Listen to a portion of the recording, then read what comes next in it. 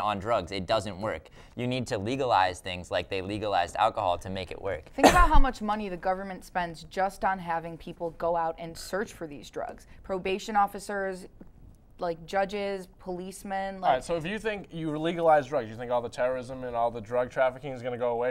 It's going to like go that? down It'll so go much. down, yeah. Their main purchaser is the U.S. All these countries. Don't you think they can do other things? They have very little I mean, competition. come on. Imagine the competition of a real corporation coming in, a real like well-managed corporation going against like some Mexican drug cartel. You have like real management principles, real businesses that can be huge businesses. To be completely honest, though, I honestly don't trust the masses of people that are going to be planning on using drugs to use them responsibly, especially when they are legal. Right. I just can't see that working well. You're going to trust terrorism for once? Are you gonna kidding go ahead me? and Come trust on. drugs. Come on. Think about You're it. not trusting drug terrorism. addicts can That's always the go least bit find realistic. and go find drugs. It's not going to bring more people into the drug user category. I think it will, though, no, especially why when it's would legal. it? If you People are definitely go gonna try. like 20 years of your life, drugs think about me. Like I would never go do drugs now just because they're legal. Anybody in their right mind who's not prone to using won't use. All right, well, let's say you're going to CVS, okay, and you go to look, you're going to get some Advil because you have a headache, all right? But then you see right next to it, meth, cocaine, heroin. It'll give me a worse headache. But how do you feel, though, I'll about take the but You don't aspirin. think there's going to be an increase I- of people purchasing maybe- drugs if it's in Definitely CVS? I think Maybe also I'm part not of- saying to put it in CVS. Oh, where do you I'm wanna not put 'em?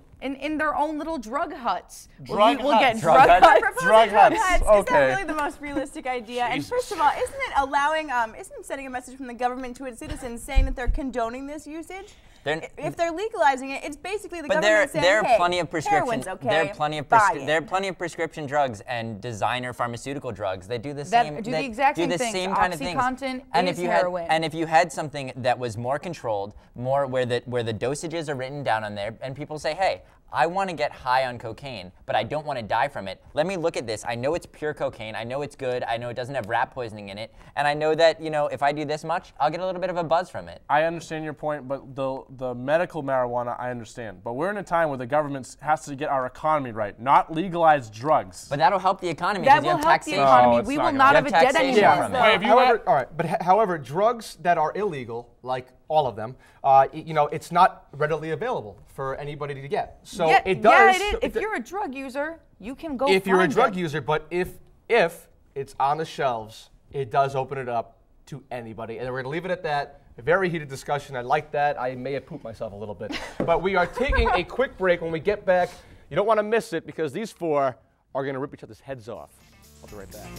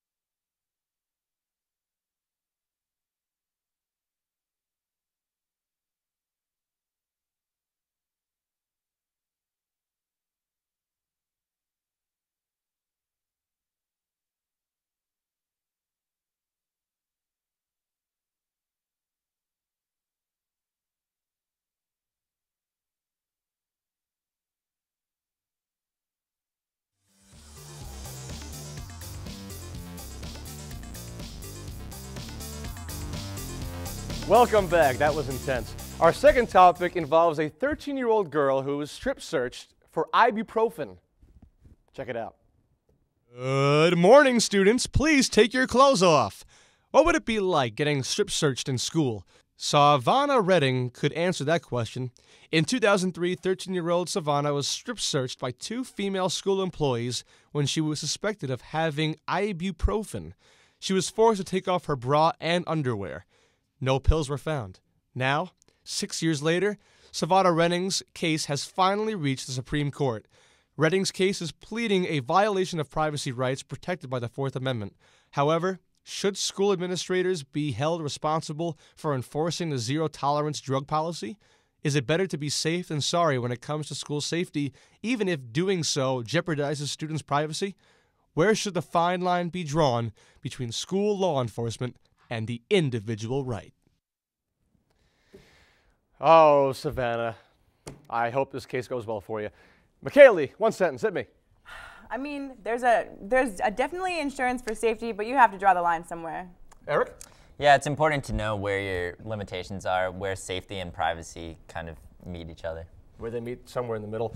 Johnny? Fine line, gray line, but safety first. Okay. Violet? You're wrong. Okay, that's a clause, not a sentence, but we'll take that. All right, so 13-year-old girl strip search for for suspecting of ibuprofen. You know, I'm not going to say anything because I can't, but you know, Eric, hit me. I don't know. I think that there's, if you want to get something, I mean, first of all, this girl's 13. She's young. I mean, that's like, and for ibuprofen of all things, I mean, if they thought she had a bomb, that's one thing. They thought she had not even a prescription drug, an over-the-counter medication. That's a little bit ridiculous. I don't know what to. Like if she was a 13-year-old drug pusher and they thought she had a gun in her backpack or in her clothing, I guess. I think you could condone that maybe, but the fact that she had something to the equivalent of Tylenol and they wanted her to take off her undergarments for that, the poor girl. Like there's a point for safety, but that definitely violates her safety too. Well, who knows where you're going to hide that ibuprofen? I mean, if we legalize drugs, I mean, 13-year-old drug dealer, who cares, right? Anyways, but go on this topic, I think it's an extreme case. Yes, I don't agree with the way it happened, but in schools, and you see so many school shootings now, you don't know what kids are going to do.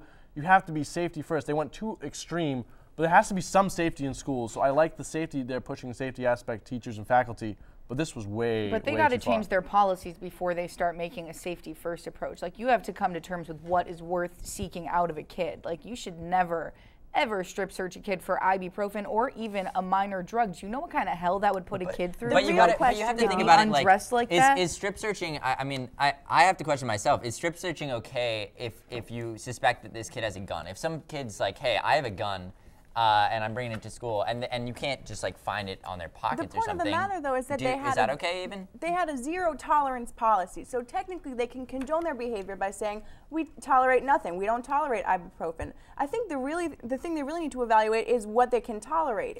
If ibuprofen is acceptable, which I don't believe it is. No, but I don't even think that's the issue. The issue is the strip searching, not the policy that they have. I mean, is it even appropriate to strip search? I question, is it even appropriate to strip search somebody if you think that someone who's 13, if you think that they have a gun on them, or if you think it's that appropriate if it's safety first, but if it's for a reason other than the other students' safety, I disagree to a certain extent, because first of all, it's teachers that are doing this. They're not trained in searching people. They're not trained in strip searching people even. And if you want to hide something, you're going to hide it. I don't. Right, you're not going to carry an M16 to school over your shoulder and be like, "Hey, what's up, kids?" You might not hide it on yourself. You might, if you want to, if someone's going to bring a gun somewhere, they're going to figure out a way to do it. Okay, but where does the line of privacy, where is it drawn? I mean, ibuprofen, 13-year-olds, they could overdose per se on Tylenol. I knew a girl when I was in middle school who took, I believe, 90 Tylenol pills and tried to kill herself. So you don't know what people are trying to do with these pills over the counter. She's 13, but she's not an adult. She can't make her own decisions. It's tough, though, because how are we going to check every medicine ball that goes through? I mean, what if someone's sick one day, they bring medicine to school so they don't want to miss class? I mean, that's what's going to happen. There's always an extreme case. But if you do something to everyone, that's why I'm saying metal detectors or checking kids, and Eric is right on this one. You have to have professionals do it. Don't have a random social studies teacher stop strip searching a 14-year-old kid. That's not happening. I do agree, and I that's think pathetic. the line should be drawn where, in this case, if the subject is innocent, they feel unsafe. I feel like if they feel unsafe while they're being interrogated for whatever the problem is, then that's definitely not condonable behavior, especially for adults. So so here's a general question for you in terms of all schools in general. Should strip searches be allowed in schools? I don't think it should be allowed by school personnel. Unless I would say if they've been trained in it. Yeah. And I don't even know only if there's for a reason. weapons. I don't think that only there's for even weapons. a reason to necessarily train every teacher in it. I think maybe you have one person, maybe the school nurse or somebody who's already in that kind of like healthcare trust kind of position, and you train them. And here's how: if you think that someone has a weapon or something that's dangerous, this is a person that you can then go and search. Dangerous to hurt yourself and others. I think being strip searched by anyone would be creepy for these kids. I think that no matter who it is. I don't care if it's you're creepy. Getting naked in front of. I'm saying only for weapons should it happen. It shouldn't be for aspirin or even any drug. Regardless of how this case goes, though, I'm pretty sure that by now all the schools across the U.S. Right. are saying, don't strip search your students unless you go through these proper channels, because it's not even worth a court case for them and such bad publicity for the Well, school. airports strip search for more than weapons, drugs as well. Happens So all the time. schools, airports, I think Yeah. you should feel safe in your school. just feel safe in life, Violet. That's the real message here. One last commercial break before we get down to business. When we get back, prepare yourself, panelists, for being put on the spot. Stay tuned.